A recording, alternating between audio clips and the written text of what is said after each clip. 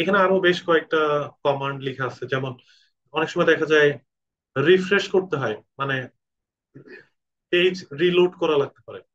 তখন দেখা যায় কি মেথড আছে, driver dot navigate dot refresh যদি আমরা ইউজ করে থাকি। সাপোজ আমি টাইটেল প্রিন্ট করার পর আমি রিলোড দিতে চাই page, driver dot navigate dot refresh, তাহলে এটা একবার লোড হবে, রিলোড হবে। নেভিগেটের জন্য তো দেখছি যে গেটের মতো সেম জিনিস, navigate dot to actually, navigate to a page. এরপর হচ্ছে নেভিগেট ডট ব্যাক।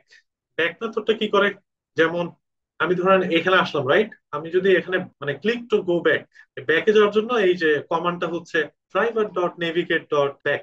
আর ফরওয়ার্ড মানে হচ্ছে ফরওয়ার্ড পেজে যদি আমি যেতে চাই, দ্যাট মিনস এটা। তো এটা হচ্ছে ফরওয়ার্ড মেথড দিয়ে আমরা হচ্ছে যেতে পারি। তো এগুলো চেক আউট করবেন, এবং ইন্টারভিউর ক্ষেত্রে অনেক সময় কাজে লাগে। So this are the navigate commands.